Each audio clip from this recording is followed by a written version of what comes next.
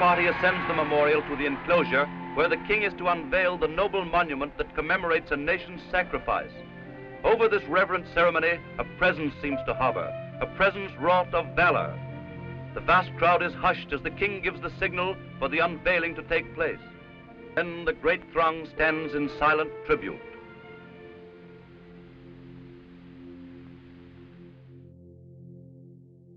There was surely not a single community of any size at all that was not affected by the Great War, not one that did not lose men and boys, and in some cases the women, as a consequence of war. And so war memorials sprouted right across the country. There are more than 7,000 of them in Canada. My name is Alan Livingston MacLeod. We are at the BC Legislature. I'm standing in front of the cenotaph, around which people of Victoria gather every November 11th. Well, certainly a bias of mine is that the war memorials across the land that are most affecting are the ones that represent a soldier. And I should say that for me, the primary duty of a war memorial is to evoke the soldier with sufficient authenticity and conviction that we are moved to care. We have a great variety of types of monument. As far as schools go, we have the artists who wanted to depict the soldier in a naturalistic, in a representative way, and Sydney March is one of those people.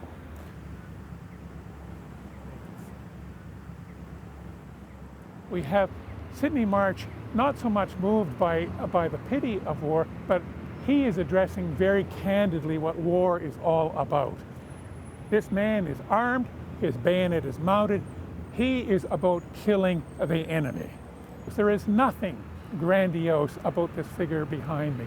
It's completely naturalistic, and in contrast to so many other bronze soldiers we see on our war memorials across the country, he is not pretty. He is not handsome. You study his face and you'll see a face that is weathered and worn. It is careworn. It's a very fine tribute to Canadian soldiers as they must really have looked. Sadly, but not surprisingly, there are no names on this monument. That's part, of course, Victoria was not a small community. There would have been hundreds of Victorians who served in the war, hundreds who died. But the thing about this figure is that those who take the trouble to look at it, study the face and so on, may well be inspired to think about these matters and to want to undertake some explorations of their own.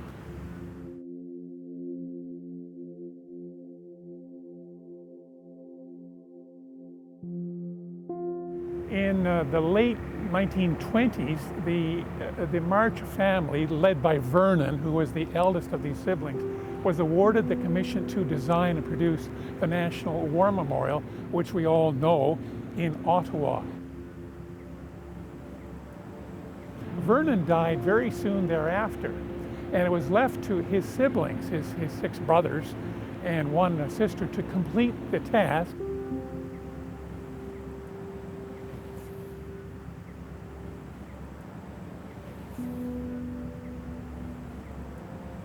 As you know, it was not completed until the later 1930s.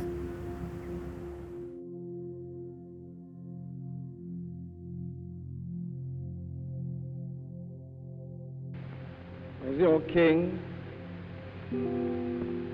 I unveil today in your capital city the noble memorial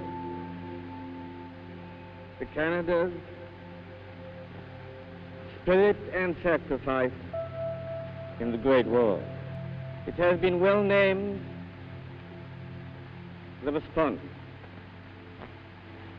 It has a message for all generations and for all countries. The message which calls forth Canada's response. Not by chance do the crowning figures of peace and freedom appear side by side.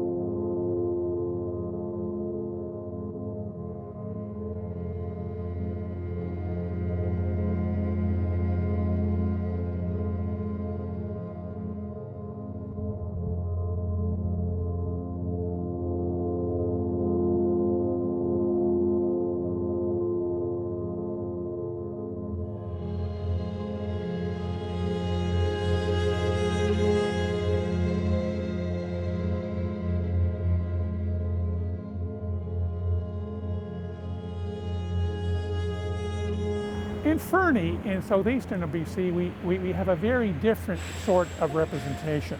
It too, I count as one of the finest war memorial figures in the country.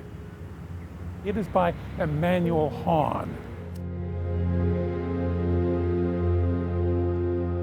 There is nothing you will find anywhere among the works of Emmanuel Hahn that glorify the soldier, that glorify the warrior, that glorify war.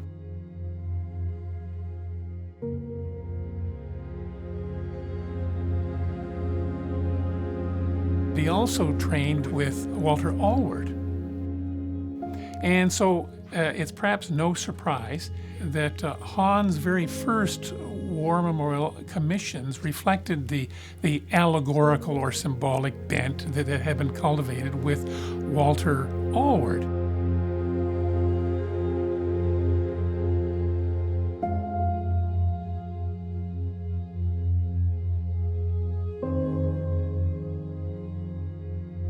The Fernie figure depicts a soldier at a battlefield grave, and it evokes grief.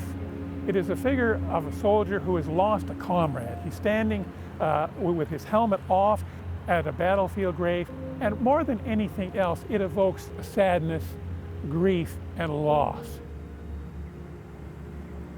We have in the figure of Emmanuel Hahn someone who is almost always, regardless of his designs, concerned about the dreadful, sad, catastrophic consequences of war.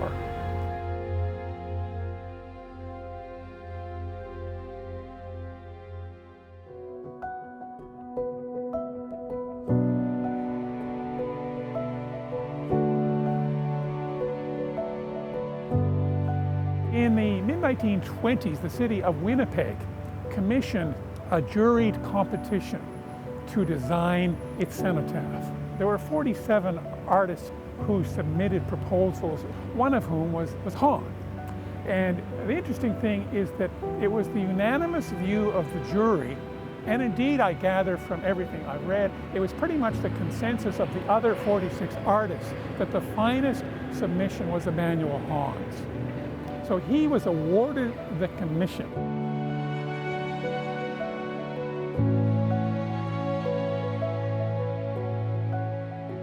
However, various groups, particularly veterans organizations, took a look at the name Hahn. He had come to Canada with his family at a very young age. I think he was 10. He was the first president of the Canadian Sculptors Association.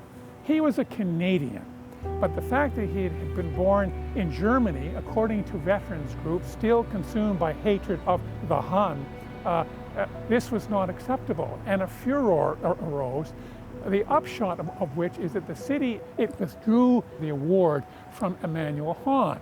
He wouldn't be allowed to do it simply because he had been born in Germany.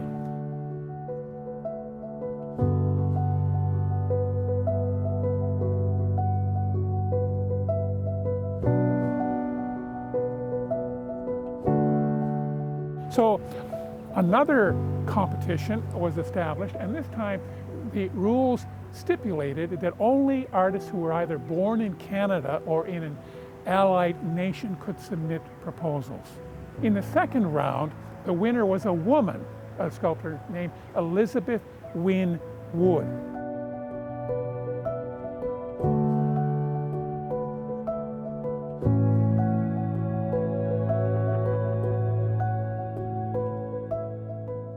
Then, upon further exploration, it came to light that Elizabeth Wyn Wood had been taught by Emanuel Hahn. And furthermore, by this time, she was, in fact, Mrs. Emanuel Hahn. So once again, the commission is yanked. She's disqualified because she's married to Emanuel Hahn. So the cenotaph at Winnipeg, for my money, is a tribute to the anti-German sentiment that was still of hurricane force in the 1920s.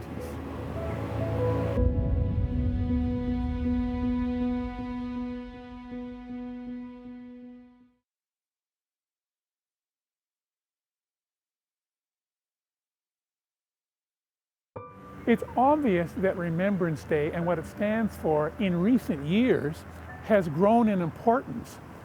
I think that is partly as a consequence of these being the centenary years of the war, and I admit to being a little bit worried that once November 11, 2018 comes and goes, there may be a waning of interest.